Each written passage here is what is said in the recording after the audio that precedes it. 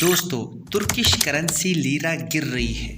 2018 سے لے کر اب تک یہ کرنسی امریکی ڈالر کے مقابلے میں 80% گر چکی ہے، جس کی وجہ سے پورے ملک میں مہنگائی کا طوفان برپا ہے۔ لوگ کھانے پینے کی چیزیں خریدنے کے لیے حیران ہیں۔ آخر کیا وجہ ہے کہ اردوغان جیسے ایماندار لیڈر کے مسلسل اقتدار میں آتے ہوئے بھی ترکی کی معیشت اور کرنسی طاقتور ہونے کے بجائے کمزور ہو رہی ہے؟ آئیے اس ویڈیو میں جانتے ہیں۔ Economic turmoil in Turkey as lira continues to downward spiral despite a forecast by Goldman Sachs. The central bank has raised interest rates to 15% from just under. Some people in Turkey are finding it difficult to get medicines they need. Lira کی تاریخ بہت پرانی ہے۔ 1844 میں خلافت عثمانیہ نے سب سے پہلے عثمانی لیرا متعارف کروایا۔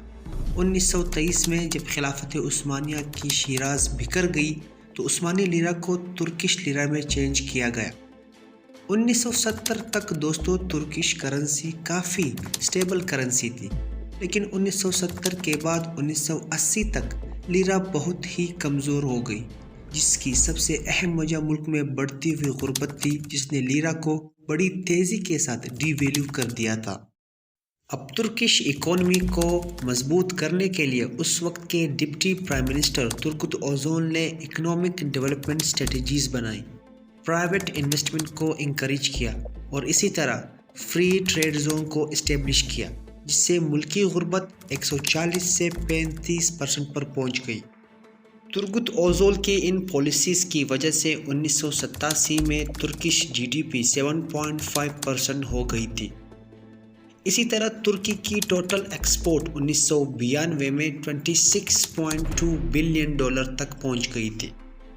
دوستو ترکش کرنسی کی تاریخ جاننے کے بعد اگر ہم ترکی کی حالیہ معاشی بدحالی پر غور کریں تو اس کی جڑیں 2003 سے جڑی ہیں۔ 2003 میں ایک بہت ہی نامور شخصیت ملکی الیکشن میں 34% ووٹ حاصل کر کے ملک کا وزیر اعظم منتخب ہوتا ہے۔ اس شخص کا نام رجب طیب اردوغان ہے۔ جس وقت رجب طیب اردوغان ملک کا وزیر اعظم منتخب ہوتا ہے اس وقت ترکی کی معاشی بدحالی عروج پر ہوتی ہے۔ رجب طیب اردوغان ملک کی معیشت کو بہتر کرنے کے لیے ملک میں فوراً انویسٹمنٹ لاتا ہے، ملکی انفراسٹرکچر کو بہتر کرتا ہے اور سب سے اہم یورپی یونین میں شامل ہونے کے لیے کوششیں تیز کر دیتا ہے۔ سال 2012 کے بعد سے ملکی کرنسی کی ڈی ویلیویشن شروع ہوتی ہے، جس کے پیچھے کئی مختلف اور کمپلیکس ریزن ہیں، جن میں سے سب سے پہلا اور اہم ریزن انٹرسٹ ریٹ ہے۔ 2012 میں جب ترکی میں انفلیشن بڑھی تو سینٹرل بینک نے انٹرسٹ بڑھانے کو کہا، جس کو رجب طیب اردوغان نے رد کر دیا۔ انٹرسٹ ریٹ بڑھانے سے فورن انویسٹر کی اٹریکشن بڑھتی ہے، کیونکہ جتنا زیادہ ملک میں انٹرسٹ ریٹ ہوگا اتنا زیادہ فائدہ انویسٹر کو اس ملک میں انویسٹ کرنے سے ہوگا۔ لیکن دوستو انٹرسٹ ریٹ بڑھانے سے ملک میں مہنگائی بھی بڑھتی ہے، جو کہ رجب طیب اردوغان کو قابل قبول نہیں تھی۔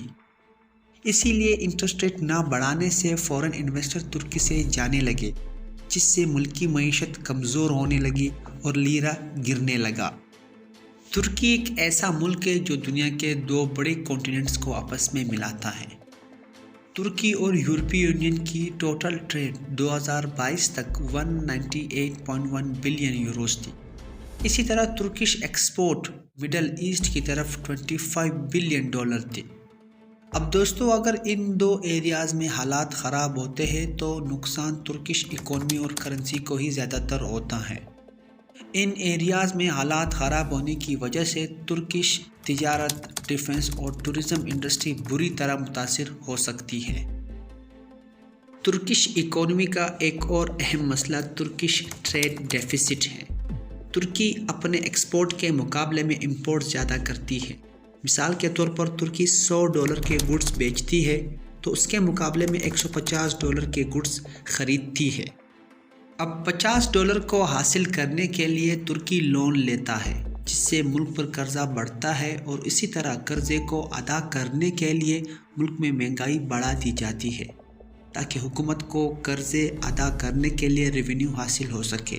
اسی طرح سود بڑھا دی جاتی ہے جس سے سرمایہ کار اس ملک کی طرف راغب ہو کیونکہ جتنا ملک میں شرح سود ہوگا اتنا ہی فائدہ کسی بھی انویسٹر کو اس ملک میں انویسٹ کرنے سے ہوگا۔ اب دوستو، اردوغان کی پالیسی شرح سود بڑھانے کے بالکل خلاف ہے۔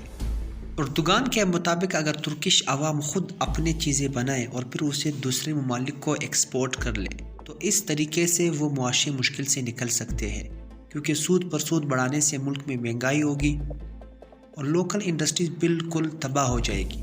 ماہرین کے مطابق اردوغان کی یہ پالیسی لانگ ٹرم رزلٹ کے لیے بہت ہی زیادہ صحیح ہے، لیکن فی الحال سود بڑھانے میں ہی اردوغان کی بھلائی ہے۔